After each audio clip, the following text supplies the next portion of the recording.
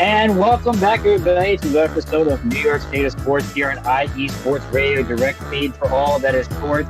Ricky Keeler back here with you for another great Thursday here in New York City. Great weather, great sports, and a new era. So if you're here on YouTube, you can actually see me talking about sports. So that's even better. You might not like it after that, but I got a face for radio. Tough luck for you. Coming up next, the Rangers. Their season is over. But what does it mean for the future of the Rangers? Was this year's success? Was it a failure? Did they just lose to a better team in the Florida Panthers? They should be playing Saturday night in the Stanley Cup final against Connor McDavid and the Oilers. But sadly, it's a tough first year for Peter Laviolette. The Yankees are rolling 7 in a row. They try to make it 8 tonight against Minnesota. Tough series this week with the Dodgers. Of course, last year Aaron Judge hurt his foot in L.A., but unfortunately the Dodgers have to cover the Bronx this time. But right now it doesn't seem like the Yankees can do much wrong. We'll dive into that weekend series. Meanwhile, the Mets are across the pond. They are in London for a pair of games with the Phillies this weekend.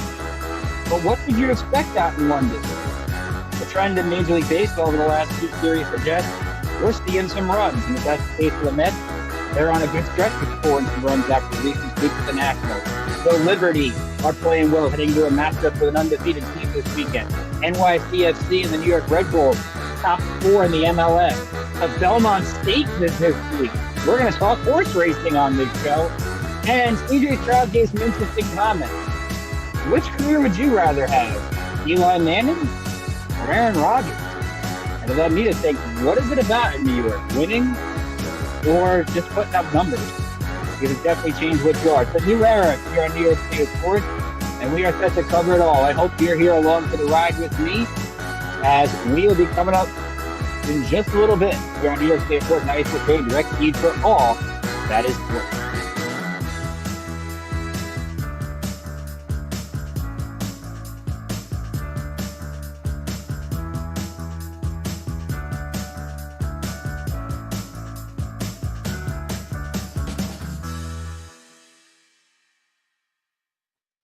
What's up, everybody? Ricky Keeler here with you on this great Thursday here on New York State Sports and iSports Radio direct feed for all that is sports. Be sure to follow us on X, Instagram, Facebook, TikTok at IE Sports Radio, as you can see here at the bottom of the screen, which is pretty awesome. If you're able to listen anywhere you get your podcasts, chances are we have it Apple, Spreaker, Spotify, iHeartRadio, the whole 9 yards. You can follow the show at NY State Sports IE. Follow the network, as we've said, at IE Sports Radio, or you can follow me at Rickinator555. And please feel free to leave your comments here on the YouTube page. You can also email me, rickjkeeler@gmail.com, if you're listening after the fact. If so, I appreciate it. So before we talk Rangers, let's hear from our sponsors that are the reason they keep the lights on and the reason you guys get to see my face here on the show today, from our folks, our friends at Planet Jerky and Seal the Deal Wax Seals. So without further ado, a quick word from our sponsors, and we'll talk some Rangers.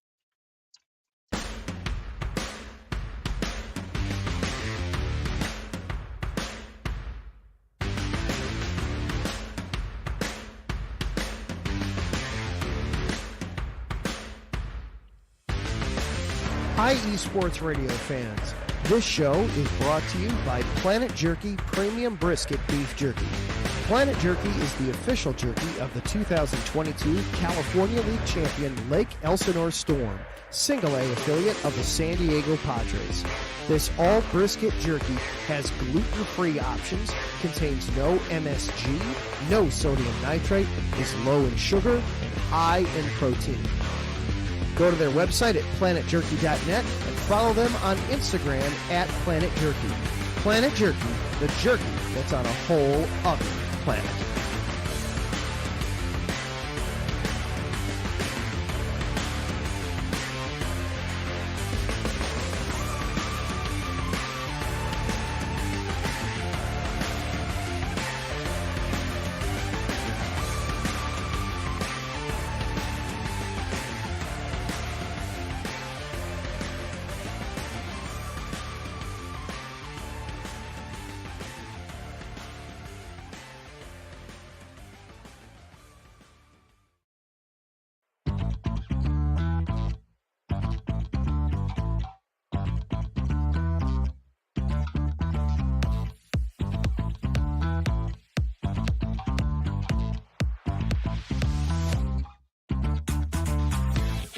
Hey there, IE Sports Radio fans. Be sure to check out our sponsor, Seal the Deal Wax Seals by Cecilia B.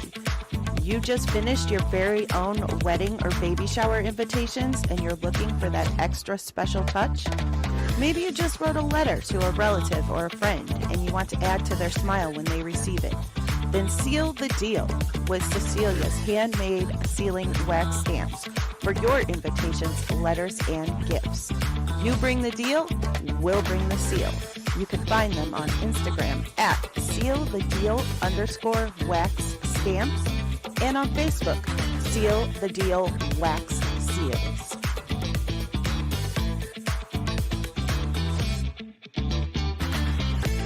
Once again, a special thank you to our sponsors, Planet Jerky and Seal the Deal Wax Seals. If you're looking for the best Planet Jerky Premium Brisket Beef Jerky, Planet Jerky that's on a whole other planet. Get some of those spicy flavors, those small flavors. Works out to a charm. But make sure you're not eating Planet Jerky while you're sealing those invitations with Seal the Deal Wax Seals. Because I don't think that would go very well, because those are just too nice and just accidentally get jerky on. But remember to go to Seal the Deal Wax Seals on Facebook and Instagram for all of your invitation needs. So let's talk New York Rangers. And of course, it's not the ending everybody expected. The Rangers losing to the Florida Panthers in 6 games in the Eastern Conference Final. They've had their baggy day and got a chance to talk about was the season's success or a failure. And I think you have to look at it from this standpoint. Yes, the Rangers were the President's Trophy winners. Yes, this was a team that had high expectations. But they also lost to a team in Florida that made the Stanley Cup the year before. That was only 4 points lower than them this year anyway. So these two teams are pretty evenly matched. I think you look at Florida, the reason they won this year, I thought the Rangers were not very good defensively. Too many giveaways in their zone. They couldn't handle the forecheck. And it just seemed that the Rangers just were never getting chances against Sergei Bobrovsky. As I was saying throughout the post games, and by the way, thank you to all those that were tuning into the post games throughout the Knicks and Rangers postseason runs. We'll hope to bring them back when the Yankees go on a run in October, because I think those have gone very well, and thank you for doing that.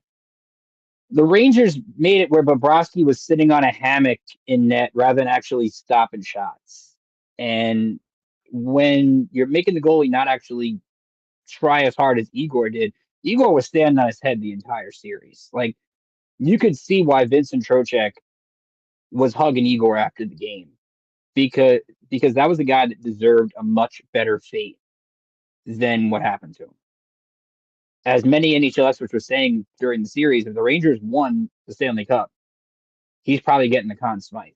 That was a Henrik Lundqvist kind of run, and you can't blame him when Bennett makes the goal in the second period, and then Tarasenko in the third, which I think has to sting Ranger fans. In fact, where was that Vladimir Tarasenko last year when they acquired him at the deadline? Now he's the one putting in the go-ahead goal to end your season. Now, the Rangers did have a couple of tough injuries during the postseason. You never like to blame injuries. It's different with the Knicks, because the Knicks, half the team was hurt. And if Jalen Brunson, even if the Knicks had advanced to play the Celtics, Jalen Brunson wasn't playing. If Jalen Brunson was available to play, you could then not use injuries as an excuse, because you would have had your star then. You had Jacob Trouba playing essentially with one leg. Adam Fox was not the same after the Capitals series. Ryan Lindgren's playing with a bad rib. A lot of difficult things. Problem was the Stars didn't deliver. And the question is going to be, what do you do with this Rangers core going forward? They have a lot of tough contracts. They're right on that salary cap line where they can't exactly go out and make a big move in free agency. But you were looking more from Chris Kreider, who, now that Mark Messier ending the Carolina is like Andy Chavez against the Cardinals. You'll remember it, but it won't have the same lore, because that was the game where the Rangers won the Stanley Cup. Chris Kreider all of a sudden is on a whole other planet. He still is, but he dropped that game down a slight peg. Mika Zibanejad has the one goal at the end of Game 5, but he was basically non-existent. Artemi Panarin, he gets the Rangers within a goal in the third period, but you didn't really see that same spark from Panarin. And you have a rising star in Lafreniere. Trocheck had a great series. But you've also seen this core in the last 3 years losing the conference final to Tampa, losing the first round to New Jersey, and lose this year in the conference final. So the question is going to be, It's not the coach's fault. It's not Pierre Laviolette's fault. The pressure is on Chris Drury. Because to me, Chris Drury and Ralph, thank you for chiming in, said a lot of my Ranger fans during those games expected to win the series and the cup. This loss crippled them. You can't blame them. Can't blame them because at the same time you have a Ranger team that had high expectations. And I blame the GM because you look at Chris Drury and could have added a lot more at the deadline than he did. He goes out and gets Roslovic and Wenberg, but you could have traded some draft that first round pick that you have in Vegas at the end of the month that doesn't really mean much. You could have traded Capo Caco, who they've tried to make work, try to put him on that top line. You wonder now if they try to use Caco to make a trade this offseason or just let him go in restricted free agency. There's a lot this roster can do, but it's going to have to be through trade. So Chris Drury is going to have to really get creative with what he does. And Taryn, thanks for hopping in. I agree with you. To me, it's a success. I don't look at it as an absolute failure. Last year when they lost to the Devils, it was a failure, and that's why you get rid of Gerard Gallant like they did. This year, I think, was more successful because you saw a team that took on Laviolette's style, took on his personality. But that's why I want the GM to do more. I want the GM to realize that there's only a short window with this group, especially when you have Igor Shesterkin, who's going to need a new contract soon. He's going into the final year of his deal. He's making around, will probably look to make around 10 to 12 million a year, which is what he deserves. But how do the Rangers fit that underneath their cap? Can they get him to take a discount as opposed to taking the most money somewhere else? This week he talked about his contract and jokingly said he doesn't speak English. So it's clear it's on his mind that he wants a new deal. And he is the face of the New York Rangers. I would say him and Chris Kreider, but we had all those talks in the postseason about Shesterkin, Lundqvist, who's the better goalie. To me, it's still Lundqvist because Lundqvist made a Stanley Cup final. You could argue they put more around Igor than the Rangers ever put around Lundqvist. Doesn't mean the goalie is at fault because the goalie is the least at fault in the entire series. They lose games 4-1, 5-1 without him, and I think that their front office realizes that. Now their goalie coach, Benoit Allaire's going to take a step back. Still going to be a part of the team, but scale back his role a bit. So we'll see how that impacts Igor next year. But he still has Jonathan Quick there. And I think that's been a big help to him. I think he's going to stay a Ranger. I can't see how the Rangers let him go. Just because you have a guy that can be your young franchise goalie for the next 8 to 10 years. You don't let that happen. You see cases where goaltending doesn't. It will win you Stanley Cups, but it can also lose you Stanley Cups. Where if you don't have that goalie, ask Carolina with Frederik Andersen how that goes when you don't have an elite goalie. At least in Florida, Bobrovsky's become an elite goalie. In Edmonton has Stuart Skinner, but they also have McDavid and Draisaitl and Hyman, Nugent Hopkins, where they can just put stars around a average to slightly above average goaltender. Ask Dallas with Jake Ottinger. Like, you have to put the pieces around him. So Chris Drury's going to have to get creative. There's a lot of names out there. Brady Tkachuk from Ottawa. Remember, Florida made the deal with Matthew Tkachuk and it changed their team. Could Brady Tkachuk do that here? Trevor Zegras in Anaheim is a name that gets thrown out as a potential piece that the Rangers could get. We'll get a lot of chance to dive into that over the next month when free agency starts in July. But overall, I think you have to be happy with this year. It's frustrating. And it gets to the whole New York championship or bust. Like when we talk Yankees coming up, to me, it has to be they get to the World Series. They don't have to win it for it to be a success. They have to get there. So if you want to say it's a disappointment because they didn't get to a Stanley Cup final, because they get to the final and lose, you could be like, okay, this is successful year. We haven't been there in 10 years. I won't go as far to say failure. I think failure is too strong. I think it's just slightly a disappointment. So we'll move over from the pucks to the diamond as we'll talk Yankees and Mets, both hitting the ball well, both on some good win streaks. One team going across the pond, the other playing a team from across the country. You're listening to New York State Sports and iSports Radio direct feed for all this sports. We'll be right back after this.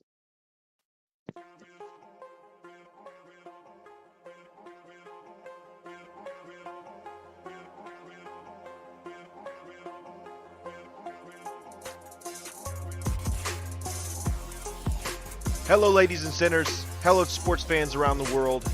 Hello, IE Sports family. This is Cal Henderson, the host of IE Vegas, the Sin City Sports Show, presented by IE Sports Radio. If you folks are interested in sports in the Vegas area, if you're wanting to have a blast for 1 hour every Tuesday night from 7 p.m. Pacific Standard Time to 8 p.m. Pacific Standard Time, this is a show built for the Vegas sports fans where we feature the Las Vegas Raiders, the Las Vegas Golden Knights, the Las Vegas Aces, and the University of Las Vegas, Nevada Rebels. Hopefully, fingers crossed, MLB team coming soon. Either way, if you folks are looking to have a blast for 1 hour each and every week, tune in Tuesday, 7 p.m. Pacific Standard Time to 8 p.m. Pacific Standard Time. If you folks are interested in Vegas sports news, go to our Twitter at SinCities_IESR, and you can speak with me, the host, Cale Henderson, at Cale_Henderson on Twitter at any time. Be happy to reply. Always willing to reach out to our fans. Again, the Sin City Sports Show, presented by IE Sports Radio, your direct feed for all that is sports.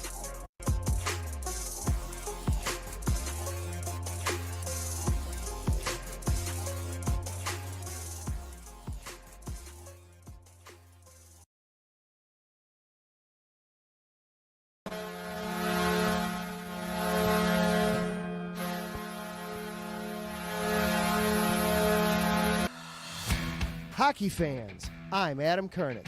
And I'm Zach Puplis. Together, we are the newest version of Hockey Talk on IE Sports Radio, The Neutral Zone. Zone. We love hockey, but we also know it's not everyone's first sport. So we want to make this show as much for new fans as for the diehards. Whether you can name all the Swedes on the '08 Red Wings Stanley Cup team, or if you can't tell if Varlamov is a goalie or the latest trendy vodka, we're here to help. With facts, figures, and outrageous fans, we bring you all the hard-hitting hockey news you can handle, while still keeping it fun and on the rails. Well, mostly. So tune in every week as we go around the hockey world, from college to Canada, the minors and the majors, and everywhere in between. So bring your cellies, And your one-timers, you wicked wristas. and be sure to protect your five-hole.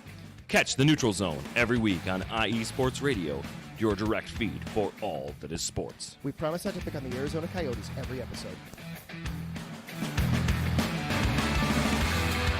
And welcome back here to New York State Sports and IE Sports Radio, your direct feed for all that is sports. Be sure to check out the Neutral Zone every Tuesday here on IE Sports Radio. Wish we were still talking Rangers in the Stanley Cup. If you want just my fun pick, I'll roll with Edmonton and Connor McDavid.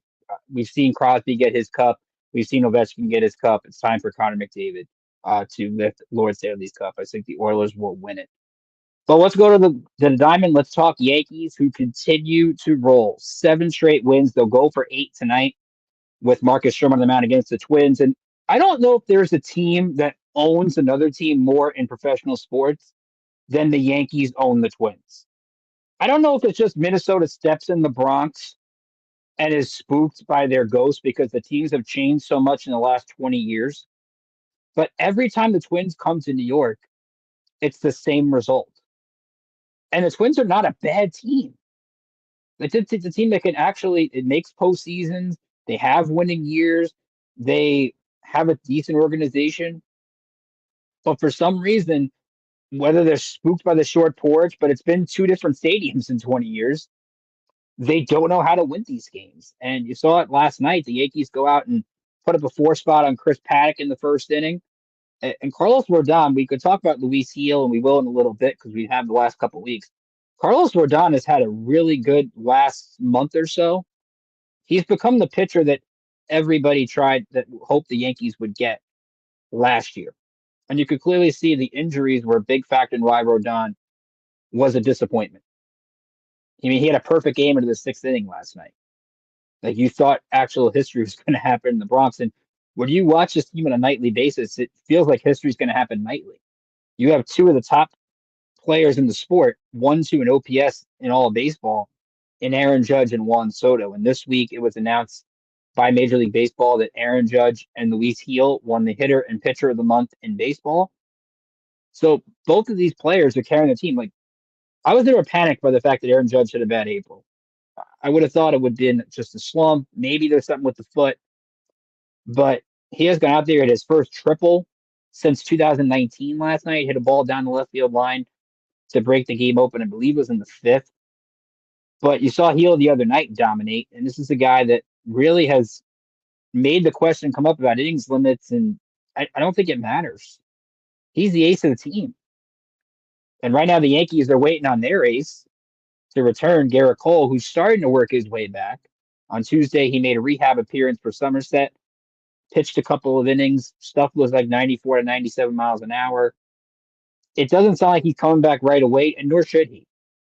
I mean, the Yankees are going on the road next week. They're going to Kansas City and Boston. I don't think you want to bring him back for that. And then they have a really big homestand with Baltimore and Atlanta. I don't think you have to rush Cole back. The fact that the Yankees are 25 games over, they really can slow play it because they need Garrett Cole to win a World Series. I mean, that's really now what you need Garrett Cole for. So I would slow play this. You could have the Mets series at the end of the month that they could bring him back for. I think you don't want him in the major leagues until he's 100% ready to go 100, 105 pitches. I'm not bringing him back through the 70, 80 pitch limit garbage. Like Garrett Cole is your ace. He needs to be the ace when he's back and ready to go. And this rotation has been very good without him. I think with the Clarkson injury is a way to get Cole back without having to go to a 6-man rotation. But this team doesn't have many weaknesses. Anthony Volpe has had a 31 game on base streak, just like Judge. He's been big in the leadoff spot.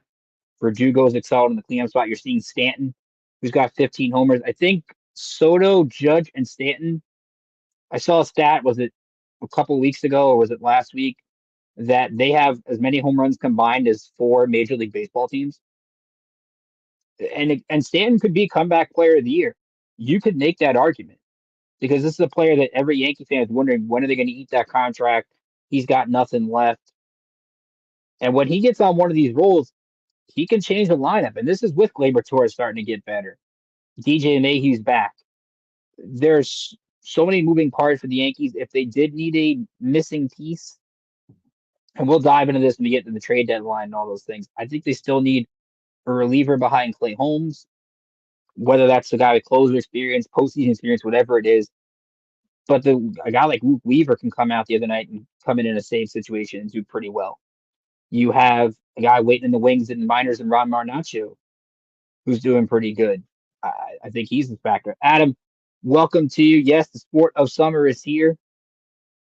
I was thinking about the Yankees are kind of doing what the reverse of what's going on with your city right now, sadly. I would hope that would change. Maybe we can make a deal or something down the road with the White Sox. But I think you look at what's coming up this weekend for the Yankees playing the Dodgers, and this is a great time to have that series because you need, when you're the Yankees, and yes, they're dealing with the Orioles right now, so they're in a pennant race, but you need series that have playoff-like atmospheres. You need series where there's more meaning on something than just playing, I don't know, throw a team out there. Colorado, for example. Like, you'll watch those games, but you're not going to, they might be on the background for the casual fan just while they're doing their thing because it's just another night, 162 game season. This, you don't have that. This could be a World Series matchup in October. People thought that last year when the Yankees went to LA, and then Aaron Judge hurts his foot, Yankee season changes. Hopefully it doesn't happen this time, but we'll see. You got the pitching matchup from the bottom of the screen Friday night on Apple TV. Cody Petit, who pitched pretty well in his first start against the Giants last week. He'll go up against Yamamoto. So you get Yamamoto in the Bronx, and the Yankees are trying to get him this winter. So that should be a fun matchup. Saturday, Nestor Cortez against the hard-throwing Gavin Stone. And then Sunday Night Baseball, Luis Gil and Tyler Glasnow. Now, that is a matchup. That is one that you would sign up for in a Game 2 of a World Series or a Game 1 of a World Series. And you get that on ESPN. Bright lights, and Gil has passed every test. When you talk about beating Corbin Burns, beating Justin Verlander, whenever he has had to face a tough pitcher, he has delivered. This is a guy I watched down in Staten Island when he was in the Yankees system a few years ago, and this guy throws the heater. When he's getting those changeups over for strikes, completely different pitcher. And the Dodgers are coming in, let's be honest, they're not playing very well. I mean, you look at the last couple of days against Pittsburgh, they got their lineup pretty much in check by Jared Jones and Paul Skeens.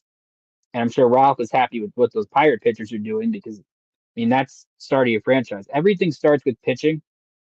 And I think the Yankees pitching has been better than what anybody expected. I think 2 out of 3 is a reasonable expectation for this series. I mean, Yamamoto should be able to beat Cody Petit, but the Yankees offense might put up a 3 or 4 spot.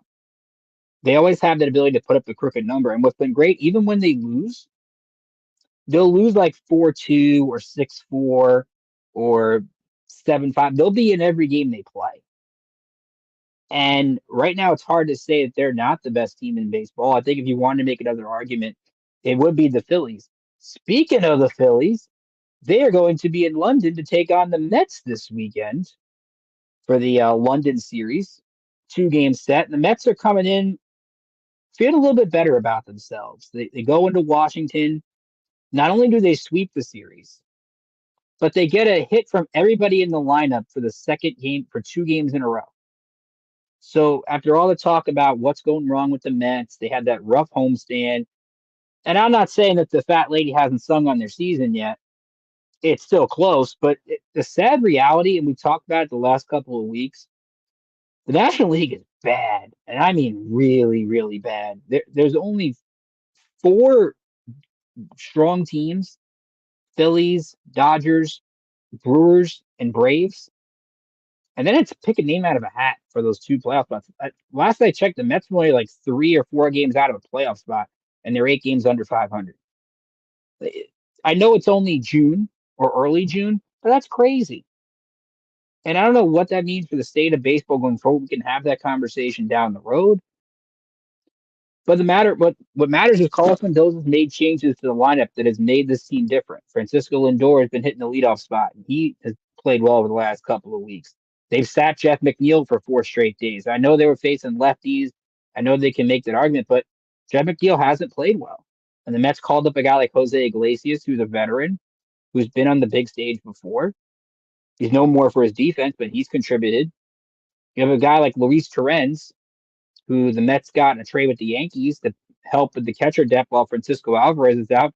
He hits 2 home runs yesterday. And speaking of my Staten Island experience covering the Yankees when they had a team here, Luis Torrens was a catcher down here and had like a 20-plus game hitting streak. So this is a player that's always had talent, had the catcher spot, but has never had an opportunity to play.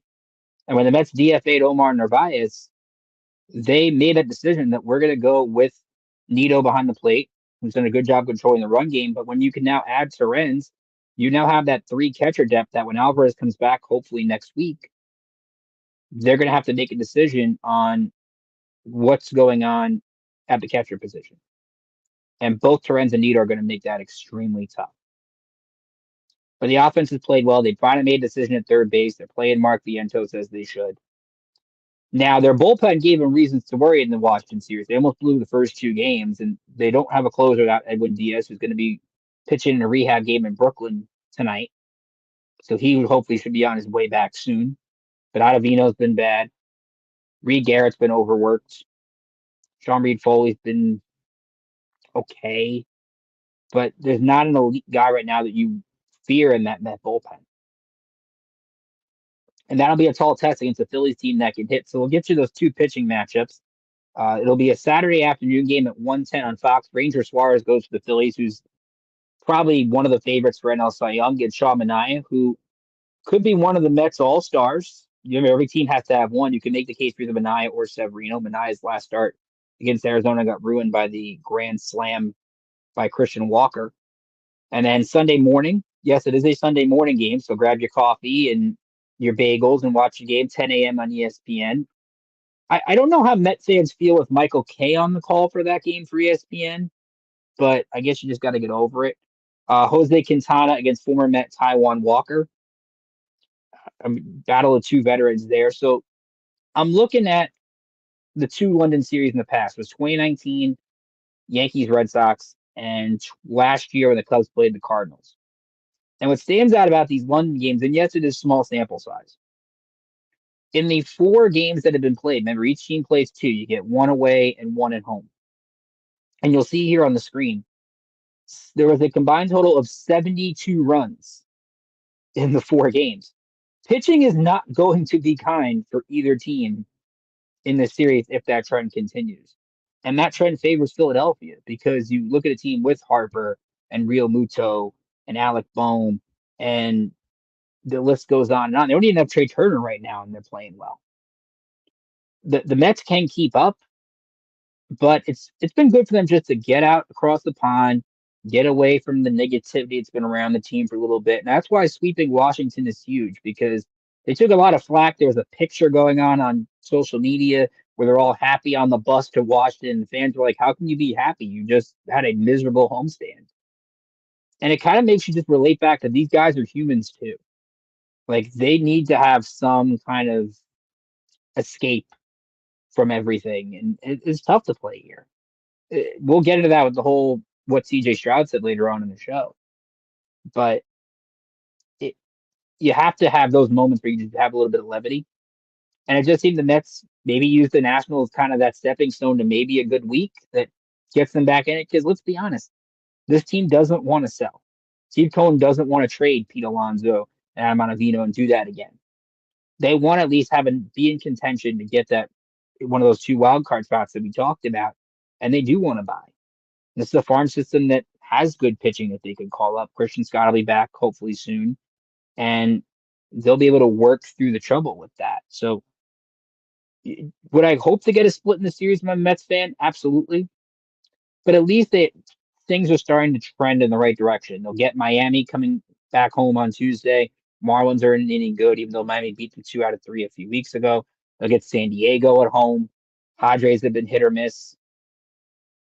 So a chance to get things right, but they've got to play better at home. They have been dreadful at Citi Field this year. I don't know why that is the case. I can't tell you why that is. But a long way to go.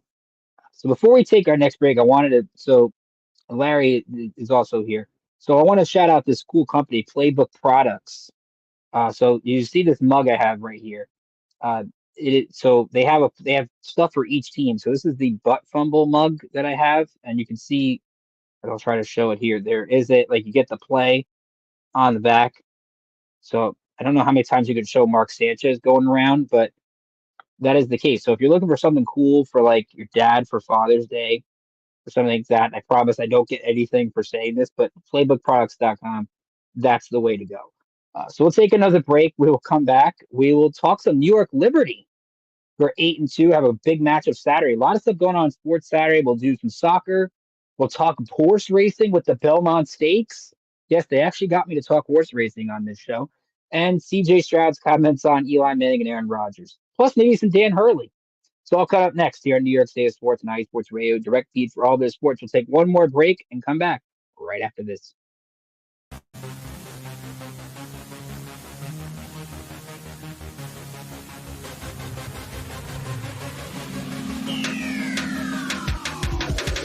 What's up, everybody? This is Taryn Rodriguez. Are you a fan of volleyball? Are you a fan of Thunder Spikes? Then I have the show for you.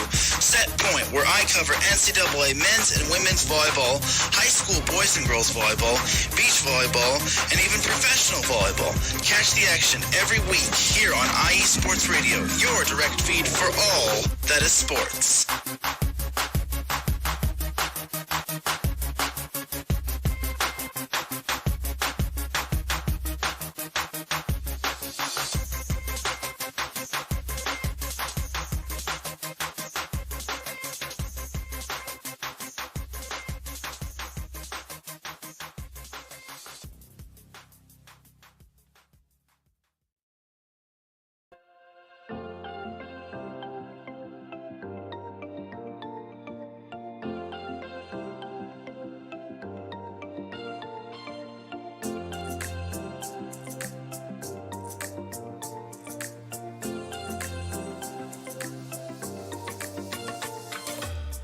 Are you a fan of Buffalo sports? Are you thinking of changing loyalties and becoming a Buffalo sports fan? Do you even know where Buffalo is on the map? Did you know Canada is closer to Buffalo than New York City? Welcome to the Buffalo Huddle, every Tuesday night at 7 p.m. Eastern Standard Time, and 4 p.m. Pacific Coast Time on IE Sports Radio, your direct feed for all that is sports. I'm your host, Patty Bax. This is a podcast designed for you, the passionate sports fan. I know you love your sports. Who doesn't? I cover Buffalo sports and so much more by bringing in the human elements. I call it Buffalo Sports with a Twist. Join me as we take a journey into the world of Buffalo sports. I guarantee you'll fall in love with Buffalo just like I did. Each week we start with an inspiration, question of the day, a Buffalo fun fact, and our weekly challenge to you, the listener. Come huddle up with me.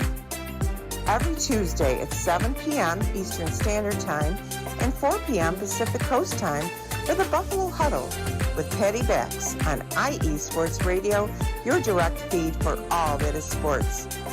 As we say in Buffalo, go Bills!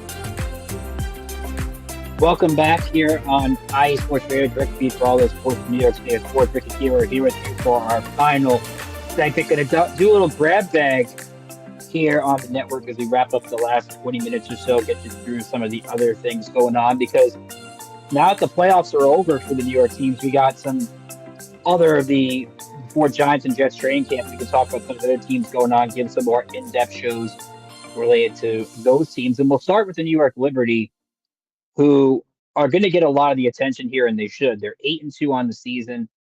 As you can see, they have a big matchup tonight with Atlanta, where that could be a trap game for the Liberty. Atlanta's a good team. They're 4-3 right now, so it's not like it's a team that they can look over. And Tina Charles is there, former Liberty player. But this is a team that's coming off two really impressive wins. On Sunday, they take on the Fever and Caitlin Clark, and we're not going to get into the whole Caitlin Clark stuff here, but just the fact that Clark only had 3 points speaks to the defense that this team is very capable of playing, where they can take that Indiana's best player and take her out of the game. That speaks to the effort that Sandy Brundell and her club are doing. And then they go to Chicago, team that beat them, I think, a week or two ago, and they win 88-75. Breanna Stewart was the big difference in that game. She had 33 points, 14 rebounds, 14 of 25 shooting. When she is on her game, it's hard to find a team that's going to beat them maybe outside of Vegas.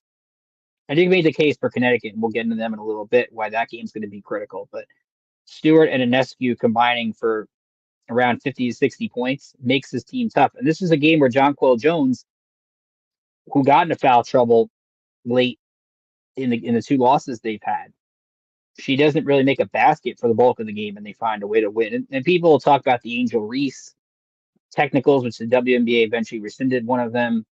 But the game was out of reach at that point. Even with Reese thrown out, the Liberty were up 11 with under 3 to go. They're going to win that game. If there's one critique you have with them right now, it's they'll have a great first quarter, then they'll go out and they'll score 9 points in the second. You saw that against the Lynx a couple weeks ago. They were in the game, close 1 through 3. Fourth quarter, they scored 9 points. They kind of go through those lapses, and that comes with not having a bench.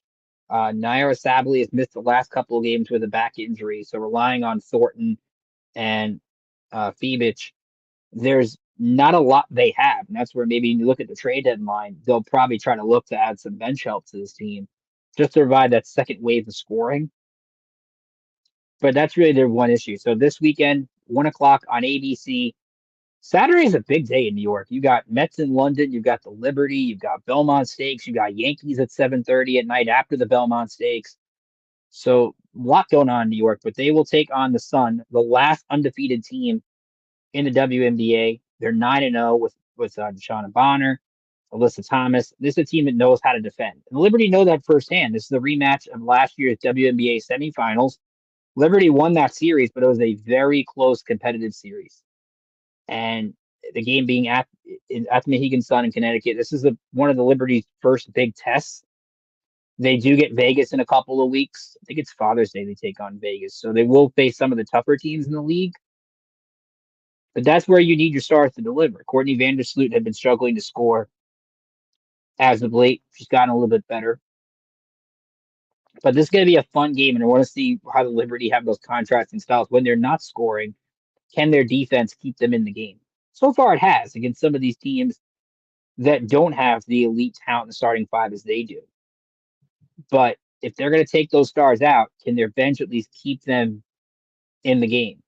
We're going to find out. So that's their next big test. Connecticut on Saturday. Then they get the Mystics on Sunday. The Mystics are 0-9. So they play a 9-0 team Saturday, and they play an 0-9 team on Sunday. That's you don't even get that in a lot of sports, but that's basically Liberty's already played the Mystics twice. So should be a pretty good week for them. And we'll look forward to the big matchup with the Aces next week because that's going to be, I think, a lot of fun. Moving to soccer, and start with the Red Bulls. Picked up a 1-0 win over Orlando this week. They are now tied for third in the Eastern Conference with NYCFC. John Tolkien got the only goal in the 36th minute.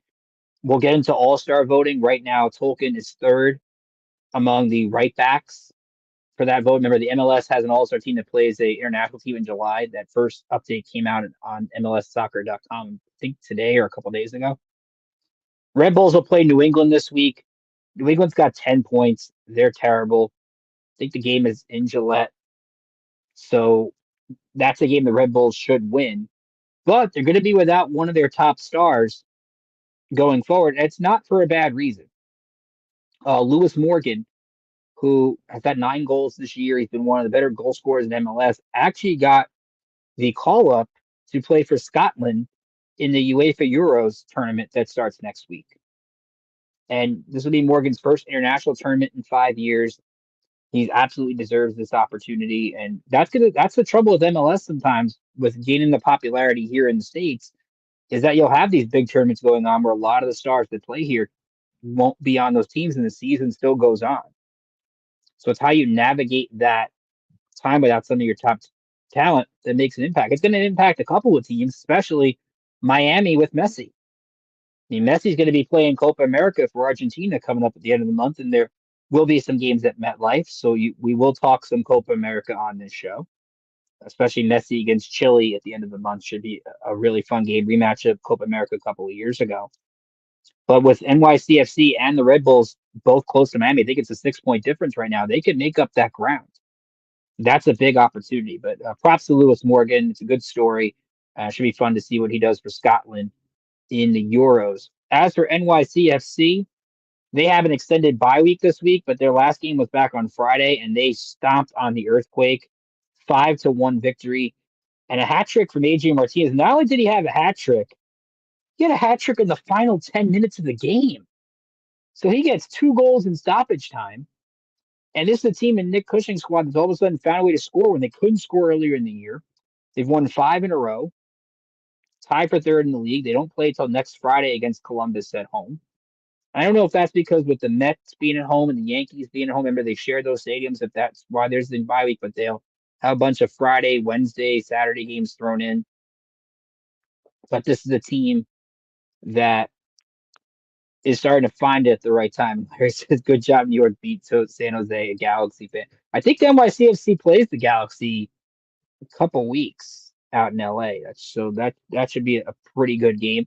We talked about that MLS All-Star update. Matt Freese, NYCFC's goaltender, is actually the number 1 goalie right now in votes for the All-Star game. And he's been a big reason for their success. When they were struggling to get offense going, he was keeping the team in the game with some elite saves. So good to see it. When you have a top goalie and you're going up against the Cincinnatis and the Miamis that right now are ahead of NYCFC, you're going to need some good goaltending. So for Freese to do that, props to him. Go on MLSsoccer.com, get those votes in for the All-Star game. I believe that baseball has their All-Star voting starting too. So if you're looking to get your favorite players in the All-Star game, the only way you can is through vote. I believe for MLS, it's like 12 for the fans, 12 by the coach, and then 2 by the commissioner is how they decide who gets into the All-Star game. So be sure to check that out. But we'll talk more Red Bulls next week with NYCFC having the week off. Let's talk horsing. A little horse race action with the Belmont Stakes. Saturday at night, 6:41 is when all the horses post. You catch that on Fox. It's 10-horse field. Now, the sad part about the Belmont, especially in New York, is when there's not a Triple Crown winner on the line. Like I would, if there's a Triple Crown chance going on, I'm usually tuning in and watching it, as is most of America, because there's three main races we love here in the U.S.: the Kentucky Derby, the Preakness Stakes, and the Belmont Stakes. Now there are some changes to the Belmont this year. For one, it is not at Belmont; it's actually in Saratoga, and it will be in Saratoga this year and next year. Belmont is undergoing renovations, so that will determine the race and make it a little bit different. They've actually shortened the race because Saratoga is not as big of a track as Belmont. From a mile goes to a mile and a quarter from a mile and a half. So you're going to get more of a sprint kind of finish, which I think is what you want. I know people love the endurance of these long races, but at the same time, I think the shorter the race, the more action you're going to get. Sierra Leone is the favorite. It's a 9-5 favorite right now. He's in the ninth position in a 10-horse race. Seize the Gray, which won the Preakness, is in this race. They are 8-1, I think, as of right now. I always see. There's the thing when I pick a horse race, I'm not going to give you like, oh, they won the. I go with the cool names. So we're going to read some of these names out. I want to see what one stands. It Seize the Gray, Resilience, Mystic Dan, the Wine Steward, Antiquarian, Dornock, Protective, Honor Marie, Sierra Leone, and Mind Frame. So we pick a horse out of this group. I don't want to go with a favorite, but I don't want to pick the Seize the Great 8-1 is actually a good opportunity because it's in the first spot. You're not like those 1 to 10 spots are always tough. I'm gonna go Antiquarian. I'm gonna go with the horse right in the middle, 12-1. You can lock that in. Again, I don't know if I'm gonna be right, but I don't know. It's a horse race. We're gonna have some fun. So Antiquarian is gonna be the pick. We'll see how this horse does, but yeah. So that one will be at 6:40 on Fox. So you should stay on Fox if you're in New York. If you're just right in front of your couch all day Saturday. So you got the Mets at 1. You got the Belmont Stakes coverage from I think it's like 4 to 6:40, 7 o'clock, and the Yankees are on at 7:30. So just don't change the channel from Channel 5, and you're good to go. So that's gonna be the fun part about this race. Moving quickly to football, some real interesting comments this week by Texans quarterback CJ Stroud. He was on the $1 Million Worth of Game podcast, and he was asked if he would prefer a career like Aaron Rodgers or a career like Eli Manning. And he made the argument for Eli Manning being the fact that he's got 2 Super Bowls. And he also said if you gave Matthew Stafford a chance like Aaron Rodgers had, he would have more rings. I'd say he would have 3 or 4. Now, we're not going to get into that argument of how Aaron Rodgers' Packers career. I'm not going to dissect that here. But the question is, as a New York sports fan, which career do we value?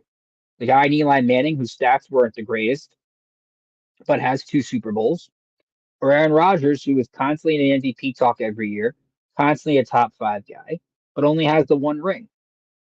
And it kind of leads me to, and I was thinking about this the other day, is the Derek Jeter A-Rod comparison. Think about this. Would you rather have Derek Jeter's career where he has all these World Series rings, Hall of Famer, and compared to Alex Rodriguez, and take the steroids aside, A-Rod's only got the 1 title in 2009. But he's constantly MVPs every year, constantly in home run leads every year, always at the top of league leading stats. In New York, I think it's different than most cities because in New York, it's about winning titles. I mean, when you win a title in New York, you get the Canadian Heroes Parade, and you get immortalized. I think that's what, when you go to the Knicks, when we get to this summer, and free agency and trades, like people are watching what the Knicks are doing and thinking, hey, if I'm the missing piece, I could be immortalized in this town. Eli Manning is immortalized as a Giant. We don't rip him for the interceptions and rip him for the mistakes he would make in a lot of these games because he's got the rings. He's in Giant lore, where he's now become probably a Hall of Famer. But if he played in any other town or had 1 less ring, he's not a Hall of Famer. But that's just the way it is. So, I mean, it's good to have a guy that you're in the playoffs every year and you're consistent and you win. But you go to Stroud's point with Stafford, and Stafford never had the greatest talent in Detroit. You put a couple of things around Stafford, you saw when he went to the Rams how much talent he had. So I think it just comes down to what you prefer. Are you a championship or nothing kind of person? That's a lot of what New York is. Or are you in a situation in which you want your guy to put up stats and you're a big playoffs as a crapshoot person? Which I know a lot of people are in baseball. A lot of people are just get me to the playoffs and it's a crapshoot. A lot of teams think like this. And part of it is true.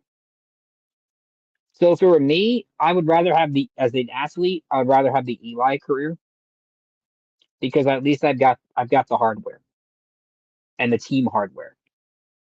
Not that individual hardware doesn't matter, but there's something about winning a championship and having that bond with your team that you'd rather have. So I can see where CJ Stroud's coming from, and he wants the Texans to get that championship. And it's also bulletin board for the Jets because guess who plays here on Halloween on a Thursday night on national television, well, national streaming service on Amazon? The Texans. So the Jets just got some more bulletin board material for October in one of those primetime games. Should Aaron Rodgers be healthy for that game? But definitely a good debate, and definitely one of which career would you rather have? Let me know here on YouTube or email me, rickjkeeler@gmail.com.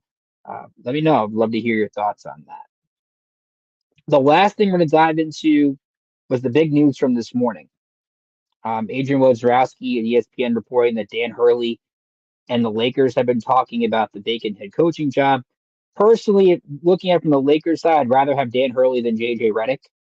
I'm a big JJ Redick guy. I have a Duke JJ Redick jersey, but I don't want the guy who hosts LeBron's podcast being my head coach. That doesn't make sense. But we're going to do, and Hurley has local connections here. I went to games as a St. John's student. He played Wagner, and Dan Hurley was the coach. And this is a guy who has a fiery personality. He's a guy that knows how to develop young talent. And the Lakers are going to have to develop some young talent eventually. They're running out of time in terms of this core, and they're going to need to do something with the remaining draft picks they have left if they don't trade them. Maybe Hurley develops Bronny James. Who knows? But I think he makes more sense than Redick does. So what does this mean locally? So if Dan Hurley leaves Connecticut, you have to understand this. If Dan Hurley leaves, the UConn roster has 30 days from when he leaves to decide whether they want to transfer. Here's the problem. It's early June. There's only 3 or 4 months before the college basketball season starts. You're not going to get an established coach from a team in June. So if Hurley were to leave, UConn probably promotes one of their assistants to be the head coach. So St. John's isn't going to exactly be able, I think, to get a lot of that UConn talent from the transfer portal. And St. John's already has the best transfer portal class in the country. And they're trying to get Jameer Watkins, which would only make that even better. So it has pros and cons for St. John's if Hurley leaves. A pro would be they're instantly a top 2 or 3 Big East team next year. No hands down. That's with an evolving roster. Now they have some guys coming back, but I think the addition of Kadari Richmond is going to be a big boost to this team, getting it from Seton Hall. But you now take UConn down a peg. That talent will still be there.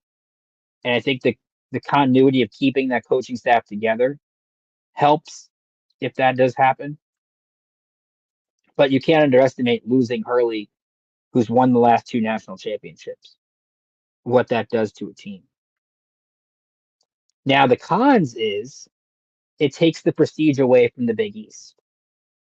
Hurley brings the national audience to the conference. This is a conference that nationally took a hit this year for only getting 3 teams into the NCAA tournament, despite having the 2-time national champion in the conference.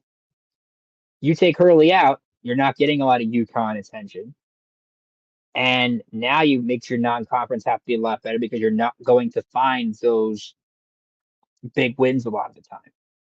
You'll still have Rick Pitino, which is great. And we were talking about it in our iSports Radio chat today. Someone asked me, would Rick Pitino leave for UConn? I don't think so. Keep in mind, it would be a nationwide search next year. I don't think, though, that Pitino at his age is going to leave for another job. I do think the last job he will have is the St. John's job. But a name that was thrown out there, actually, which would make a lot of sense, my good buddy Jane Daly from Daily Dose of Hoops threw out the name, want to throw another local name out there if Hurley leaves and the UConn job is open after this year. Steve Peichel at Rutgers. If Steve Peichel does what everybody expects him to do at Rutgers with that talented freshman class and takes the Scarlet Knights on a deep run in March, he's going to get a bigger job. And UConn would be the fit from. He used to coach at Stony Brook, so he's around that area. It would make too much sense. We'll see if Hurley actually leaves. I've seen a lot of people say that it's a negotiation ploy to get Reddick to take less money. I don't know if that's the actual case, but that's a big loss for the Big East if Hurley leaves. And I think it just speaks to the job Hurley's done. Like, Coach K could have took this offer 20 years ago and it was a lot more money. And you wonder, you've seen Rick Pitino take the Knicks job from college. Didn't exactly work out for him. So what does it exactly mean if a top college coach goes to the NBA has to translate? The last one we saw was John Beilein. Jen B can tell you that didn't really work out in Cleveland. So we'll see what happens. But a lot to dive into, and I think that Lakers situation is going to be fascinating because I know Kendrick Perkins was saying this week, just a quick Knicks nugget as we wrap up, that Anthony Davis could be a Knicks target in a trade if they wanted to go out there and make a move. And if the Lakers did want to get younger and retool, that would be something they could look to. But that's all for another show. And we got the draft coming up in a couple weeks to do that. So as we wrap up here on another great Thursday here on New York State of Sports, there's actually rain during the show, but the rain can't stop the sunshine that's around some of these other teams, like the Yankees winning 7 straight, trying to go for 8 tonight. Again, Marcus Stroman takes the mound. It will not be an easy game as he takes on Pablo Lopez, but the Twins have been the easy opponent for the Yankees. So when they go to that Dodgers series, winning 8 in a row, feeling good about themselves, get into the series win. They're 16-2-2 in their last 20 series, which is insane. We'll see what they do there. And that series should have World Series-like hype and a buzz and a sellout crowd in the Bronx, both the Yankees and Dodgers fans alike. The Mets will be across the pond, trying to keep their positive success going. Going for at least a split, I would hope for in that Phillies series. The Liberty with some tough games this week. And then you also have the Belmont Stage. So there's always those big events here in New York, and that's what makes this town different from everybody else. And you want to check that out. So I'll leave you with this question: success or failure? What is defined by championship in your mind? As we talk about the Rangers as a successful deployment, or we talked about in the case of Eli Manning and Aaron Rodgers, what it actually means. Ralph is taking mind frame. Ralph, I hope you win your horse racing bet. I hope you guys bet responsibly. And whoever gets the Belmont Stakes right, good for you. It's going to be a lot of fun. So remember, you can follow me on Twitter at Dictator555. Show on Twitter at NYStateSportsIE. Follow the network on Twitter at IE Sports Radio. We got Magic City Sports at 7 o'clock tonight. The Extra Mile is back at 8 o'clock tonight doing some racing. So there's always some good shows here on the network for you to check out. Remember, follow our sponsors, Planet Turkey, Seal the Deal Wax Seals, and there's word of the PSA. Go eat your Planet Turkey while feeling those invitations. You're going to check do those folks separately. But from all of us here at New York State Sports and from IE Sports Radio, this is Ricky Keeler saying enjoy your weekend. Enjoy all the great sports you've got going on. Enjoy the shows here on the network. It is a new era here on the network. You can actually see me. You can actually email me and tell me how I don't look that great on the video, but that's okay. Sometimes I got to face the radio, but that's fine. I'm having a good time, and I hope you're having a good time too. So from all of us here at the network, this is Ricky Keeler saying enjoy the rest of the weekend, and I will see you back here next Thursday, 3 p.m. Eastern, for some more New York State Sports. See you then.